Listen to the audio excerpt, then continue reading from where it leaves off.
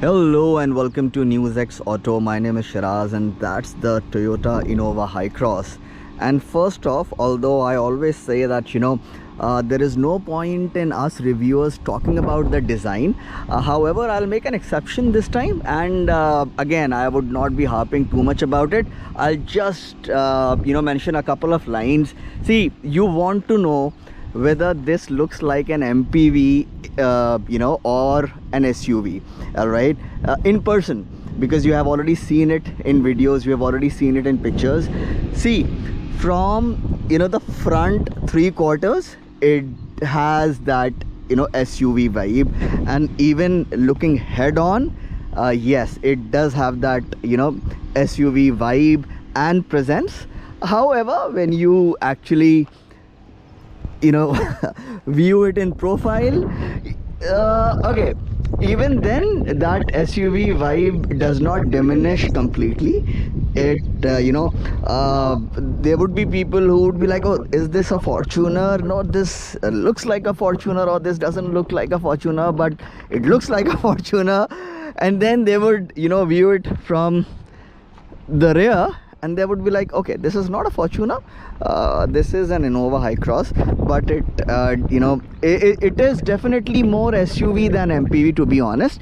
And no one would be waving at you thinking that it's a cab like the older Innova. All right, now let me show you the boot.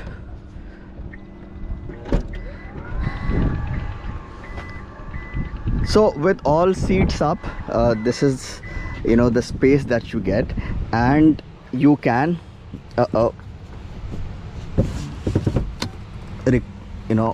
course, if you have passengers in the third row, wow, they'll be having a nice time. That's the maximum recline. Okay, and if you do not have passengers in the third row and you want to liberate the maximum boot space, or you want to have space for your dogs, voila, this could be the best car for dog owners. Okay, this is absolutely flat, and yes, you can now these seats, these can be pushed ahead. However, the backrest of the seat, it does not fold completely. Forget about tumbling, okay, because of the Ottoman function. But then you can push them completely ahead. Okay, the seat squab would actually touch the front seats. That's how amazing the range of adjustment is. And then of course you can perhaps two people can sleep here, but then you would not need to do that because you have better sleeping options, and I'll tell you where. Of course, in the second row of seats, thanks to the Ottoman feature. And say for example, if you do not get a homestay or a hotel, then you can recline this completely, okay, and have a good night's sleep. All right. I have made a separate video about the interior space, essentially the second row and third row of seats, where I have got my sister's Innova Krista, and I'm sure you'll find it a very useful video. Please watch it. And so I'll skip that portion, and I'll tell you first about the interiors. But before I do that, that's how far the gate, the front door would open. All right, and now I'll get inside and talk more about it. AC at full blast. Let me bring it down to 1. Okay, so the moment you get inside, all right, your first questions before you have seen the car in person would be whether this feels like a car that costs 30 lakh rupees ex showroom. Okay, I'm happy to report that yes, it does. Okay, the moment you step inside, you would be like, okay, that's money well spent. Secondly, the best part about the driver's seat is, okay, other than of course the amazing comfort that it has, is this portion. And I'm not talking only about aesthetics, I'm talking about the perfect ergonomics this car has. I mean, see, I'm a short person, okay, and even then everything is at just, you know, a couple of inches distance, okay. For example, the furthest button is this one, and even then my arm is not fully extended. My arm would be fully extended if, you know, there was something out here, okay. And you know, I have my back still, you know, firmly resting against the backrest, and this is so convenient. See, everything is, you know, everything is so near to you. Let me take this opportunity to show you the front camera as well, okay, and while at it, let me show you the rear camera as well. Beautiful clarity, all right. And another best part is that there are physical buttons for every control, okay. In the video, you know, these might not look like actual physical controls, but yes, these are actual physical controls, okay. Everything is so neatly laid out. See, you even have, you know, physical volume controls, and of course, you know, every other control as well. So yes, you know, 10 on 10 as far as ergonomics are concerned, and a solid 9 on 10 for, you know, the cabin quality and everything else about the interior. Now let's drive the car and talk more about it. So first of all, you would want to know, you know, whether the cabin has good NVH. Okay, I'm again happy to report that this is a beautifully quiet car, okay. No diesel would be able to match it, and you know, there are few petrol cars, okay, that would come close to this one's NVH levels. Of course, you know, when it's in the EV mode, it is absolutely silent, okay. However, even when the engine kicks in, okay, there's not a lot of noise that comes into the cabin. So yes, you know, you can take those Zoom calls and, you know, control your teams and you know, ask them, have them at the target or not, you know, while your driver is driving and you are relaxing in the Ottoman seat and taking that you know, the conference call. So that can be done. And talking about you know, the cabin, in fact, when you get into the driver's seat, there is very, I would say that, you know, okay, let me take a look again. Yes, there's excellent all-around visibility, okay, and there's that excellent 360-degree camera for the trickiest of situations. So I'm just 5'1", okay, and right now I have not adjusted the seat to its highest, okay. Why? Because when I do that, you know, the GoPro's angle, okay, it just avoids the dashboard completely, and you just see the windscreen, okay. But even right now, I am you know, fairly comfortable. I am able to see outside, okay, without having to crane my neck like this. So I reckon, you know, even if you are, say, 4'11", you would be able to drive this car easily, okay. With the seat set at its highest, you would be able to drive this car, okay. And of course, the other you know, switches and buttons, like I said, are absolutely ergonomically placed. The steering is light, so that essentially means that in traffic, in tight spots, okay, like for example, overcrowded mall parkings, okay, you would not have a difficult time, okay. This is a beautifully easy vehicle to drive.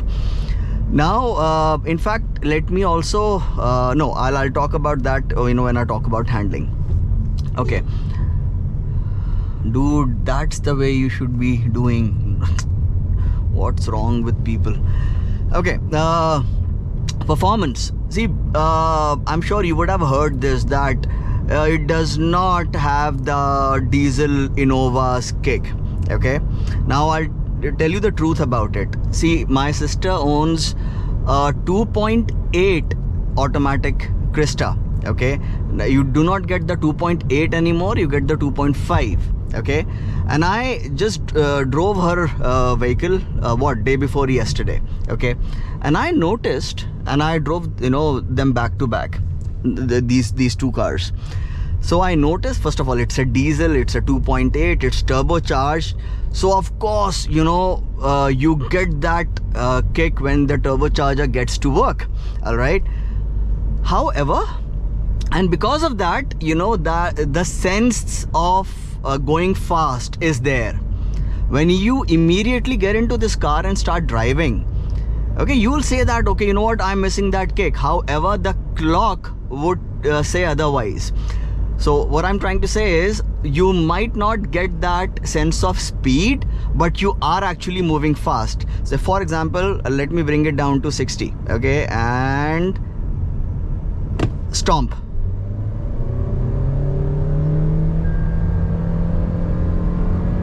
That's 100. Okay, so the point is, and I've done a separate 0 to 100 test. You can see that video and see for yourself how it accelerates. So the point is, the power delivery is so linear that you do not get that sense of speed, but you are actually moving quite fast. All right, I'll try to do a 0 to 100 run in the 2.8 Krista as well, and you will be able to see the timings of this one and that one.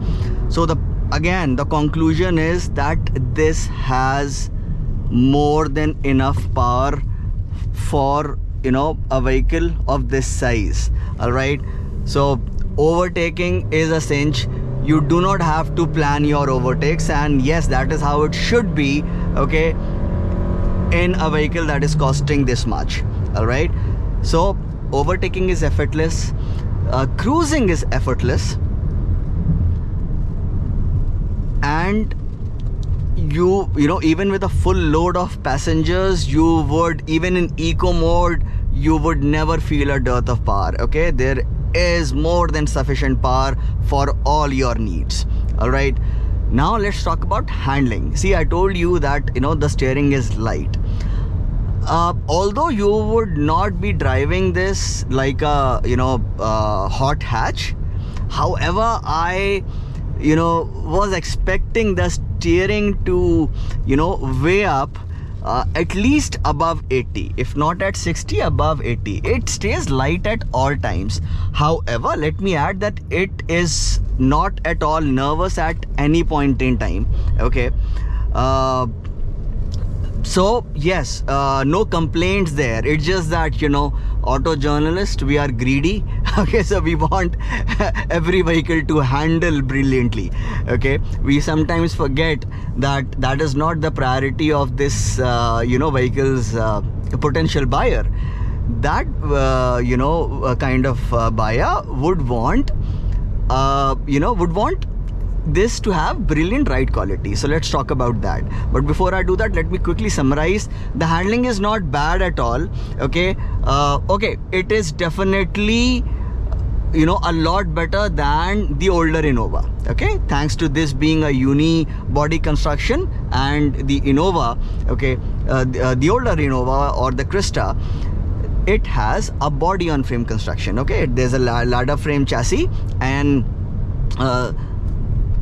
okay, I should take a U-turn. Yeah, no, I'll take a left from here. Yeah, so I was saying that the chassis is a ladder frame unit, and on top of that they bolt the body to it.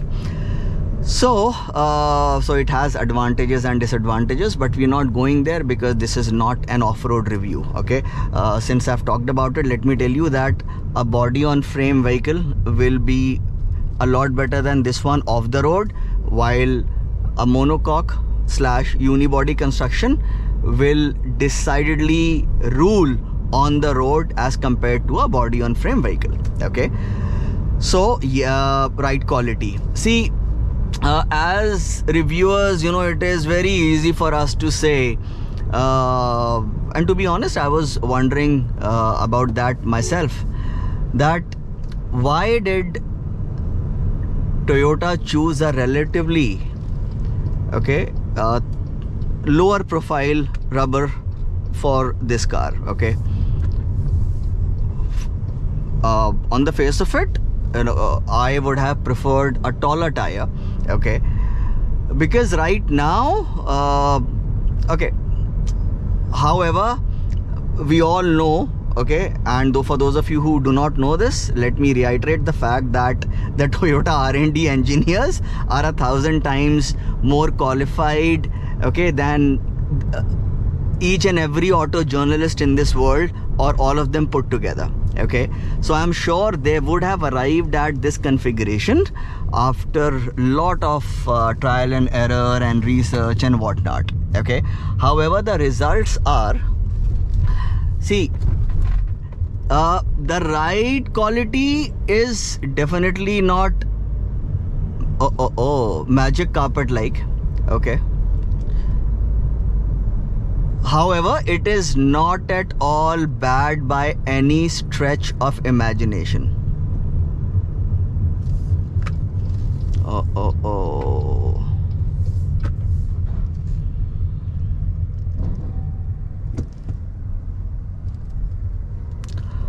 Alright, so let me hammer that again. The ride quality is not bad, it is actually pretty good.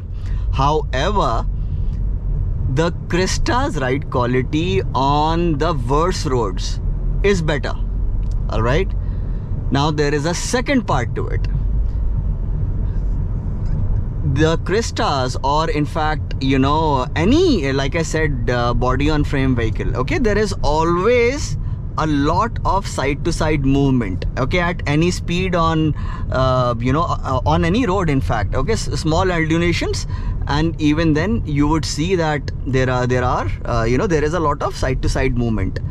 A unibody construction vehicle would be brilliant in this aspect. So as compared to the older Innova, this has a lot less side to side movement, again at all speeds in every condition. So on bad roads, while you would always know that that's a bad road, alright, and your occupants would say that this does not have, we were expecting it to glide over it, it does not do that, but then they would not be uncomfortable, number one. Number two, there would be comparatively zilch side to side movement in this car. Therefore, if you have anyone in your family who suffers from motion sickness, especially over long journeys, this is the better car for that person. Alright, the conclusion is that this is a very comfortable car with good ride quality, and people who are suffering from motion sickness, this is a much better alternative to the older Innova. Now, what's the fuel efficiency? Because when you are contemplating this vehicle, you essentially want to know three things. Whether this is comfortable, I talked about it in detail, and I have made another video wherein I have compared both the vehicles, second row and third row. Please watch that. Two, you want to know how frugal it is. I'll talk about that right now.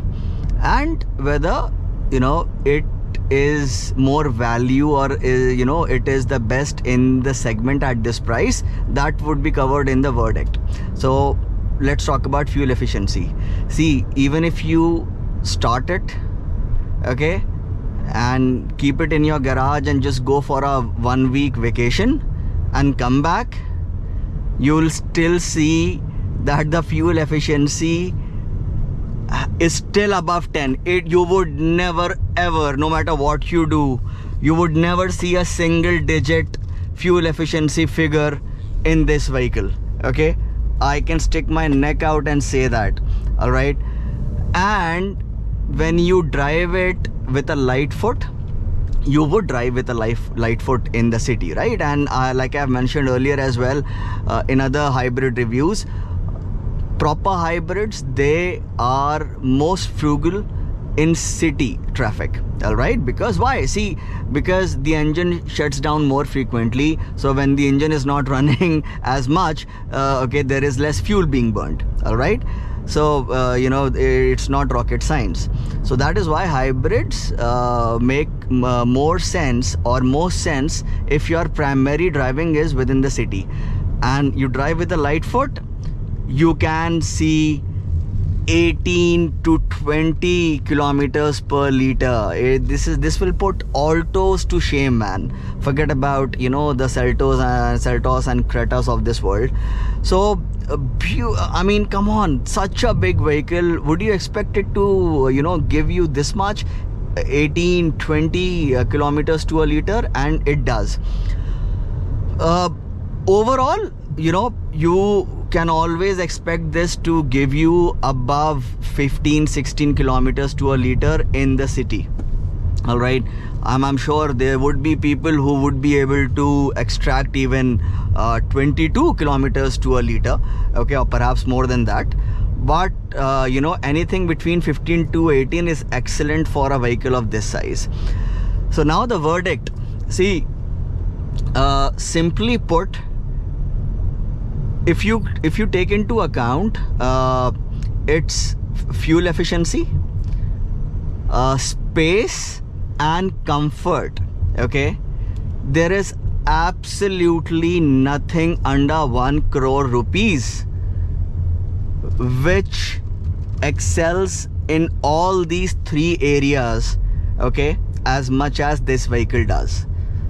All right, so then it becomes a no-brainer. Okay, if you have you know, 30-35 lakh rupees, you have a big family, or if you have a small family, okay, and you have you know, dogs, of course, you know, dogs, if you're a dog lover, if you have dogs, that means dogs, you know, they comprise your family. I would say that this is the absolute best car for dog owners. All right, especially at this price point, okay. In fact, I would say for, you know, at any price point, this is the best car for dog owners. And even those of you who do not own dogs, okay, but have a large family, or if you have a small family, okay, and you want to, you know, you are into camping and stuff, you can, you know, carry a lot of luggage, your you know, your equipment in the boot. And yeah, this would be your, you know, the perfect companion for long tours. And as far as the hybrid consumption is concerned, you know, you keep it under 100, and even then, you know, even on the highways, you'll be able to see anywhere above 14 kilometers to a liter. That is phenomenal, okay. And of course, you can commute to work daily in this. It's a cinch to drive, and again, you will get phenomenal fuel efficiency as well, you know, driving in the city. So yes guys, that was my review of the Toyota Innova Hycross.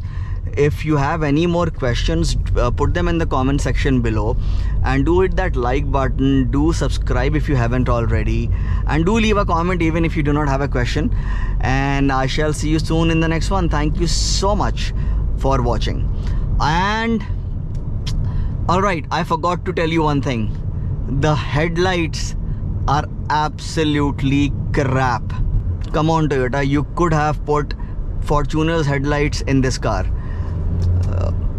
But other than that, okay, there is no major flaw in this vehicle, okay. It's nearly perfect, and yes, I would highly recommend this vehicle. So thank you so much guys. I'll see you soon in the next one. Bye bye.